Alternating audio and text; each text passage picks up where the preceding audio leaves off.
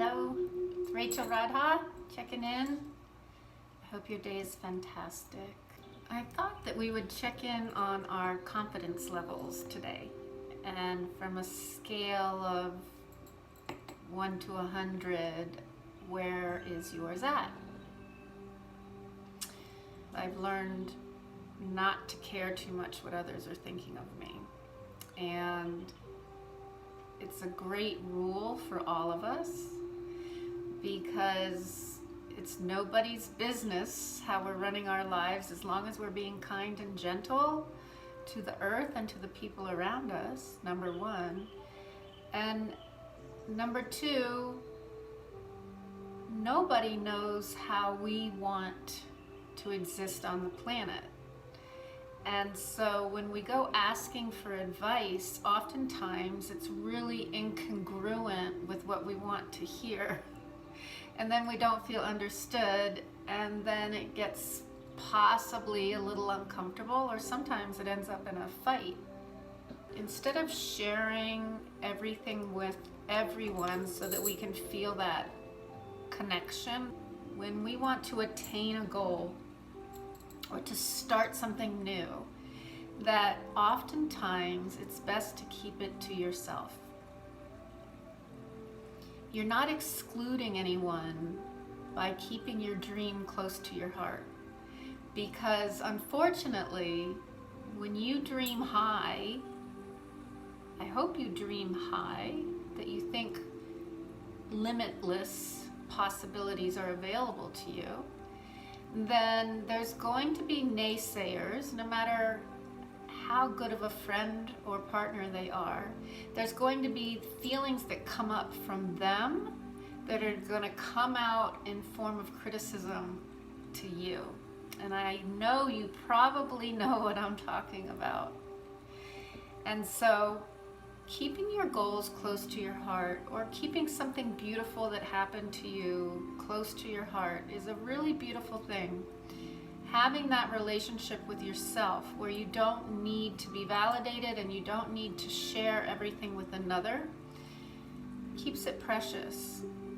This is taking your own heart and having a conversation with it and setting a special goal and keeping that inside and developing it and letting it foster inside of you, and then step by step it starts to become a thought, and then the thought becomes these great ideas, and then the ideas might take the form of action. And at that point, when it becomes visible, then maybe that's the time to share. But I invite you to feel like it's okay to keep that diary locked and to keep your thoughts to yourself when you want to.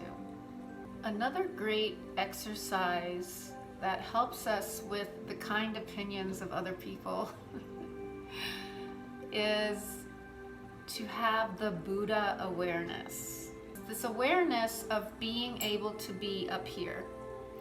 And I've taught this a lot, and people really resonate with this because it immediately changes how you see the world. So if I'm in conversation with someone and I see that it's going where I want it to, or maybe it's taking a downturn and it's being misunderstood, I float up about 20 feet above myself and I look down. So now I'm watching myself and this other person or group of people in conversation or in action, whatever it is that we're doing.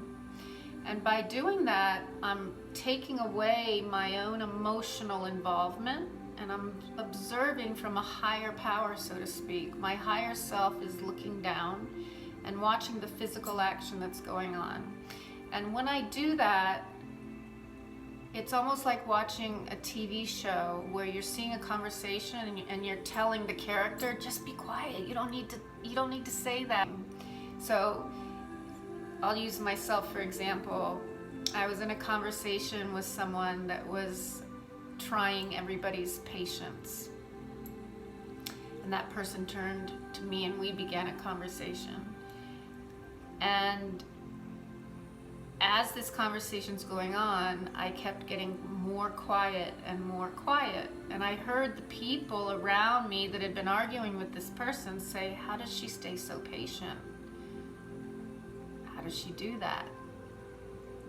That person is not fun to talk to. And what I had done was I flowed above, which is now automatic, but this is the idea. I went above and I looked down, and I hear this person wanting to put the point of view onto me, wanting to get a reaction, wanting to win that conversation. And from up there, it looks ridiculous to even try. I look down and I say, what is the power here? How do you stay happy in this situation? And the answer was immediate. It was just stay quiet. Just nod your head.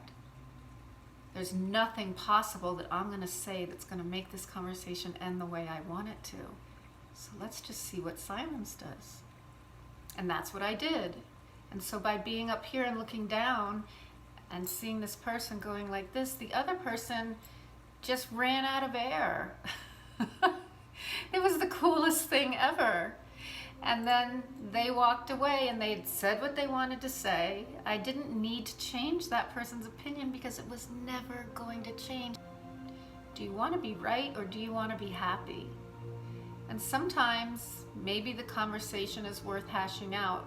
When we get into a conversation and we don't feel good about it and we don't feel heard, and oftentimes that goes back to behaviors that we learned between the years of 1 and 7, when maybe we weren't heard, maybe when we felt we were shoved into a corner, maybe when we were told to shut up and listen.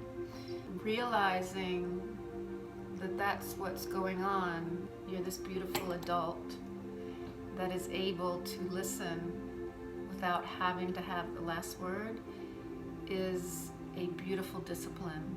It's a beautiful attribute. And that's another way to think about it. Those are my thoughts for today. Bye-bye. Mwah. Peace out.